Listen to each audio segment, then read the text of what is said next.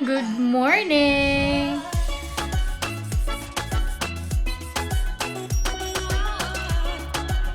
Today is Sunday at kakatapos ko lang mag-blower ng aking buhok. Medyo moist pa yung baba niya. Pero bahala na yan. Gusto ko mag-ayos. Aalis kasi kami ng 11:40. So meron pa akong 35 minutes para mag-ready. Nakapaglagay na ako ng clear eyebrow. Yung ilalagay ko dito sa aking eyelid, itong blush lang. Nanonood ako ng Gandang Gabi Vice. Kahit wala ng Gandang Gabi Vice. Pinapanood ko yung mga napanood ko na. Hindi naman to siya makikita or hindi siya klaro ba, pero bet ko lang maglagay. Very subtle lang siya talaga. Maglalagay na din ako ng blush. Para fresh lang ba? Yung aking bottom, binalik ko lang ulit. Suot ko to nung Christmas party namin. Suot ko to kahapon. Ikatlong suot ko na to ngayon. Dito, pag winter time, uso na pabalik-balik yung damit. Tapos, sandali mo lang siyang masusuot. Gagamit lang ako netong GMCY na eyeliner. Maganda to siya gamitin. Diba? Ang cute lang. Ayokong gumamit ng black eyeliner. Gusto ko lang talaga yung brown lang. Pagka black kasi parang sobrang harsh niya tingnan sa mata. Mas prefer ko ang brown kasi subtle lang siya. Natural looking lang siya ba? Kasi nga, brown complexion ako, so Geduscht? ja. Ich dachte, du sagst Bescheid, wenn ich ins Bad kann.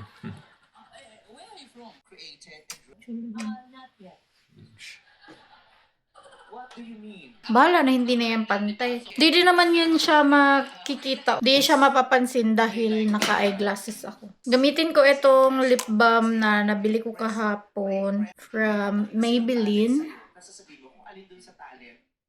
Diba? See the difference? Diba? Mag-accessorize lang ako. Ito yung gagamitin ko. Itong dainty na diamond. Kasi feeling ko, pagka black siya, tapos cutesy lang yung i-accessories, parang sobrang cute niyang tingnan. Sobrang simple. Para maubos na tong Tom Ford na to, gamitin natin siya ng bonggang-bongga. Ay, wala na pala tong laman. So, wala nang laman yung aking perfume. Then, ang aking relo. Nakikita ko yung iba na yung relo nila, sinusuot nila ibabaw ng damit nila or long sleeve. Gusto ko siyang itry kasi parang feeling ko hindi siya bagay sa akin or parang ewan. Parang hindi ko feel talaga na ilagay siya sa ibabaw ng damit ko. Ewan ko ba, parang hindi siya bagay sa akin. Pero sa iba, feeling ko ang ganda niyang tingnan. Pero sa akin kasi parang hindi siya bagay. Siguro yung gagamitin kong bag, ito na lang din. Ito na lang din, para hindi na ako magpalit. Mag-lunch lang naman. Yun lang yung time na lalabas kami.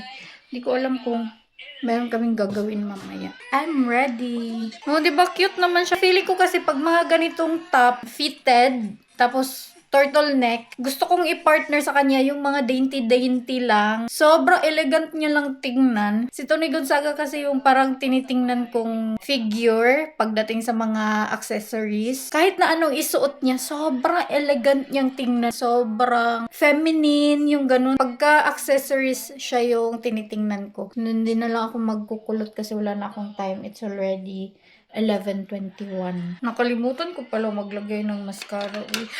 Mag-selfie na sana ako ba? Tapos napansin ko lang, bakit sobrang straight ng aking pilik mata? Alis na kami. Nagtitiktok pa sana kami. Hindi man natapos yung aming pagtitiktok dahil kailangan na namin umalis. Ay, tugnawin mo. Wala man, takpura man. Wow. Germanized na ako manghud. Nagbe-bread na siya. Ana lang atake. First time ng aking kapatid buffet. Yes. Eat all you can. Wapa nangapi. Yeah, hindi kami kumain, as in. Hindi sila mong lawas. Hoy, dapat sa buffet, manggod mang secret is, dili ka mukha nagdaghang rice. Kung mahimo, wag yung rice. Utan-utan lang. Ay, bago na Pero kakain ako ng rice, Mein Schatz, willst du Buffet oder à la carte? Malaysia. Es ist schon Buffet, aber naja. Naja, hindi siya fan ng buffet Hindi actually. siya. Ang mas bet kasi ni Nico is à la carte. Tapos kung buffet, mas bet niya ang breakfast buffet. Kasi fresh yung mga tinapay ba.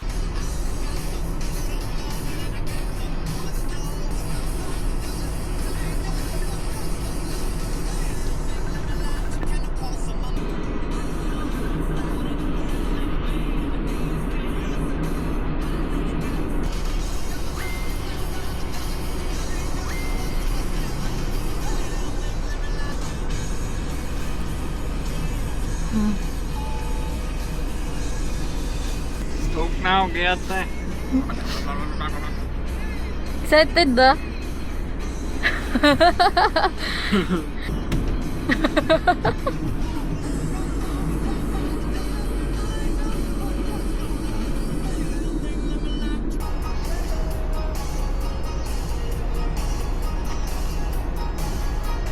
Nandito na kami.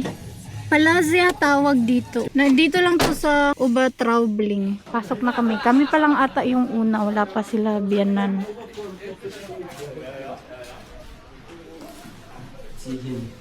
Berahon. Wow. Hi.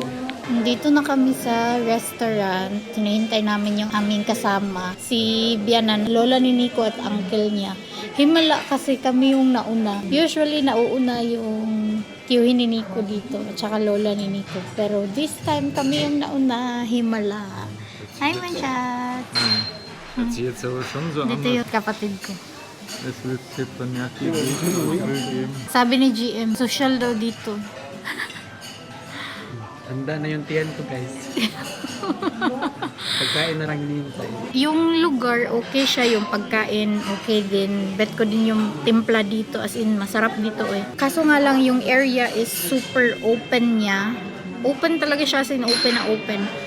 Compare doon sa kinainan namin nung Friday night. Sa Noy Traveling naman yun. May room siya or may mga dividers siya. Tumitingin yung waiter. First batch kay sushi. Heavy. Schau mal. Logisch. Ja, da schaust du. Ja, schon. Danke. Mali yung aking pamamaraan. Grillteller. Heavy diretso. Silang ulo lang. Munta na pa ko. Ach, da gibt es sogar fertige große Schlauch.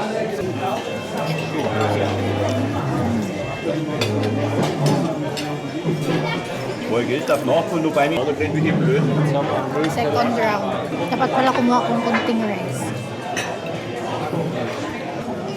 Mas nindot pag isa-isa ron maglawan mo. Kung sa ilami nga imong natilawan mo, pwede pa Kanya akong dilaghan.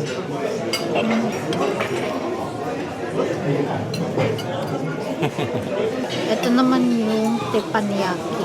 Meron ako ditong Jakob's Mushroom. Grilled to siya. Dessert namin.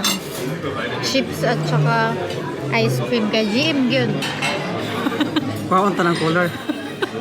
Lahat ng kulay ko yun dyan. Meron kaming natanggap na loops cakes, ba? Ganito. Ika-crack mo siya, tapos meron kang coats sa loob. Yung akin is, be patient, time is working in your favor. Char. Tapos na kaming kumain. Sobrang busog na namin, no, as in. 3 plato lang naman yung naubos ko, no. Si Jill din, ay, 5 plato yung kanya. Wow. Sino yun? Sulit na sulit yung first buffet niya, eh. Oo eh. Papunta kami ngayon sa bahay ni Uma. Nag-dessert lang kami ni GM. Kami dalawa lang yung nag-dessert dahil may cake doon kila Uma. Nag-bake si Uma ng strawberry cake. Sobrang gustong gusto ko yung strawberry cake niya. So, konti lang yung kinuha kong dessert. May ano sila doon, may different kinds of cakes. Pero, di ako mahilig sa mga cake na nandoon. Nandito na kami kila Uma. Yan na yung strawberry cake niya. Sobrang sarap yan. Uy, wow. Tapos na kami sa bahay nila Uma. Pauwi na kami. Si GM, hinatid siya ni Bianan sa work niya since si Bianan naman, yung direction niya is papunta din sa work ni GM. So, hindi na namin kailangan ihatid si GM. Nauna na sila dahil nagmamadali sila. Kasi baka malate yung kapatid ko. I mean, imposible namang malate siya pero mas gusto kasi nila na maaga. Yung kapatid ko gustong maaga lagi sa work. Madami pa siyang gagawin. Same nung akin. Sa kanya, 4:15 yung time in. Pero marami pa kasing gagawin before mag-work. Same sa akin. Yung time in ko is 6. Pero madami din akong gagawin before 6. Kaya mas mabuti na maagang pumasok or mag-time in. Patapos ng Sunday, sobrang busog ko as in. Feeling ko magfa-fasting talaga ako bukas. Sobrang busog ko talaga as in. Sobrang dami namin kinain. Tapos kumain pa kami ng cake kila Uma. Ang laki din naman kasi ng portion na binigay sa akin ni Nico. Dapat yung maliit lang. Kaya wag niyong isipin na ako ay nagda-diet. May nag-comment sa aking vlog. Pumayat daw ako. Hindi pa talaga ako pumayat. Sadyang sa camera lang yan. Yung ginagamit ko kasi ngayon is wide angle. Payat akong tingnan. Nasanay kasi kayo na medyo malapit yung camera. Kaya tingin nyo pumayat ako pero hindi po talaga ako pumayat. Mas nag-gain ako ngayon. Dapat pumayat ako before umuwing Pinas. Kasi nga sa Pinas ako ulit kakain ng maramihan. Sa Pinas ako magpapagain ng weight. Nandito na kami sa bahay. Actually, kanina pa pero nag-TikTok ako. I-follow nyo na ako sa TikTok kung gusto nyo makita yung aking pinagagawa. Ang busog ko kasi, kaya naisip ko, why not isayaw ko nga tong aking tiyan. Ginawa na ko ni Nico ng tea kasi malamig siya Nagchat kami ngayon ni RC. Hi RC! I know you're watching.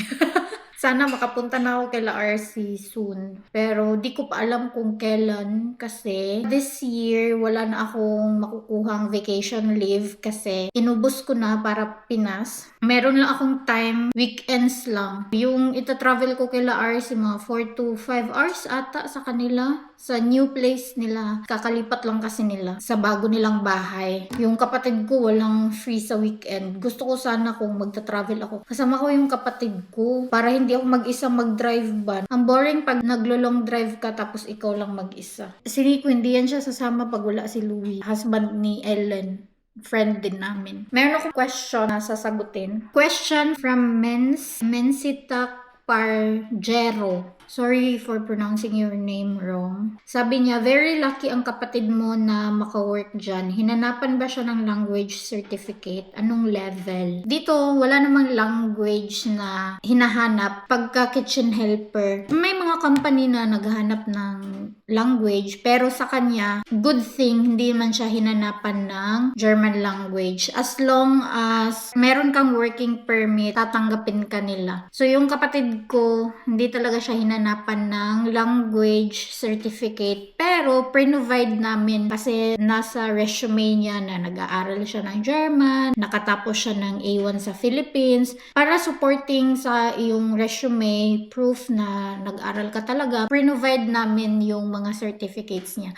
Yung certificates niya sa school, pre-provide din namin. As in, lahat ng mga certificates niya, pre-provide namin nung nag-apply siya ng work. Good thing, natanggap ka agad siya as in. Tapos sa hospital pa, yun nga lang, medyo malayo yung work niya dahil magbabas lang siya. Malapit lang sana yung working place niya. It's 15 minutes drive kung ihahatid namin siya. Pero kasi hindi din pwede dahil maaga ako sa work, maaga si Nico sa work. Kailangan namin pumasok ng maaga, lalong-lalo na ako. Gigising ako around 4 para makaligo pa ako. Hindi kasi ako yung tipong tao na nakakalabas ng bahay ng walang ligo. As in, hindi talaga ako komportable. Uso sa kanila dito na sa gabi maliligo tapos sa umaga magbibihis na kaagad. Ako hindi ko kaya yan. Hindi talaga ako komportable. Gustuhin ko pero hindi ako komportable sa ganyan. Kaya kailangan kong gumising ng maaga. So, hindi namin siya mahatid by 7 p.m. to 8 p.m. Tulog na kami ni Nico 9:30 yung out ng work niya. So,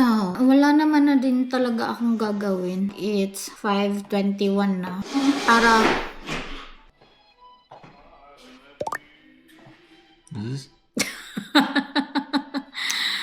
para ma-edit ko kaagad itong vlog. I-end ko na tong vlog. Thank you so much guys for watching. I hope you enjoyed this video. Please like and share if you did. Leave a comment below. Follow me on my social media accounts. And please don't forget to subscribe to my channel. And click the notification bell para ma-notify kayo every time na mag-upload ako ng bagong video. And I will see you guys on my next one. Vielen Dank. Tschüss. Gute Nacht. Amping.